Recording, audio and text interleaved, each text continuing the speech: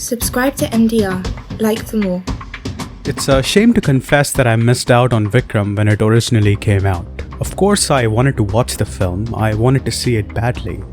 As a result of seeing too many films in May, I wasn't able to make videos on all of them, so I felt a bit burnt out, and so I missed out on Vikram's release in the first week of June. While I knew I would eventually watch the film when it came out on home video, I do feel guilty about missing out on the theatre experience. Prior to watching this film, I wanted to see the original Vikram film, but I discovered it is only loosely related to it. Having said that, I decided to watch Vikram or Vikram Hit List, which to me is a better title, because of one song I had heard called Ghost Unmasked. In fact, I realized I wanted to watch the film more than anything because of the background score. It's a truly amazing time for Indian cinema. There was only one thing left to do after that. Watch the film. आरंभ है अंत का।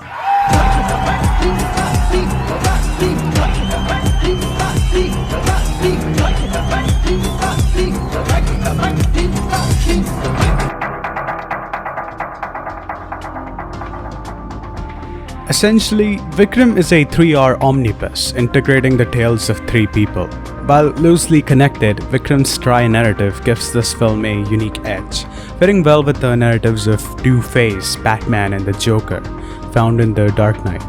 Vikram is undoubtedly influenced by that film, with the soundtrack incorporating those epic orchestral sounds and tension scenes, the truck chases, or this particular scene that literally resembles the ending to Dark Knight Rises. But none of those scenes seem to be shallow copyrights.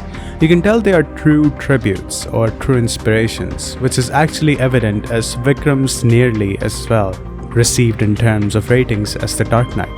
Vikram's biggest appeal, which also makes it rewatchable, is how effective it is at deceiving its audience. Imagine this, you've walked into the theatre to see one of India's biggest actors, known worldwide for his versatility. At 67, he is still as strong and energetic as he ever was. This major action ensemble film is causing waves of hype, and then the hero comes on the screen dancing away. It's impossible to wait for what's about to happen, and then he's killed. What the? This is what I liked most about Vikram. This song at the beginning makes it appear that this film is just another action drama. No, it's not. It mocks those who think this is just another action drama film. Throughout Vikram, there is deception in the plot, the style of the film's narrative pacing, its direction, and most importantly, in its characters. From the start, Vikram is shown to be a bad person. He flirts, drinks, wastes money.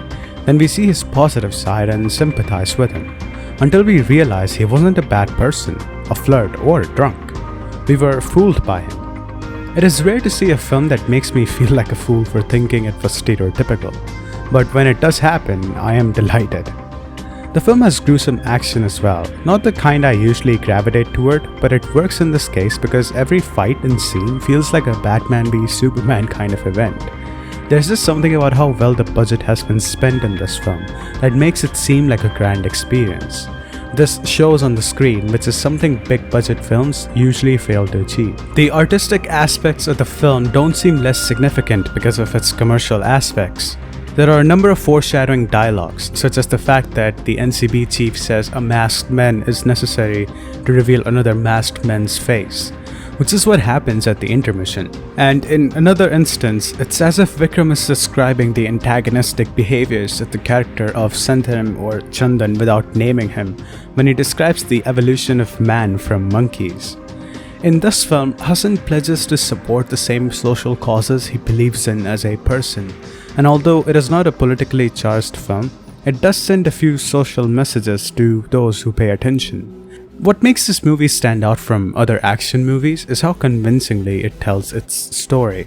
While Vikram may be confusing to some and simple to follow for others, it is not an Indian or Tamil film, but a film with the same world cinema feel as Terminator, and Kamal Hassan's self-assessment is an accurate reflection of that.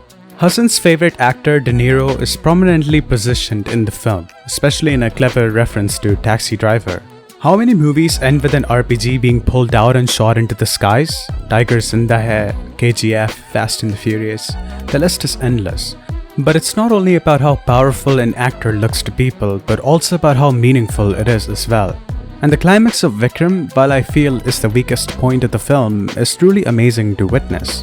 Because Santhanam burnt a man earlier in the film, karma catches up with him, and he's also taken away in exactly the same manner, while Vikram shows his true power and fearlessness after hiding in the shadows for so long. And Agent Amar gives a life back after believing himself to be responsible for a life taken. Life balances everything. Although the film's opening credits should have not revealed Surya's cameo because he could have just as easily been named after his introduction at the end of the film, but the other surprises of the film make up for that because one of the most entertaining parts of the film is the maid turning out to be an agent. What a pleasant surprise. The film Vikram is better than you think because it makes you want to watch it over and over again until the next one comes along.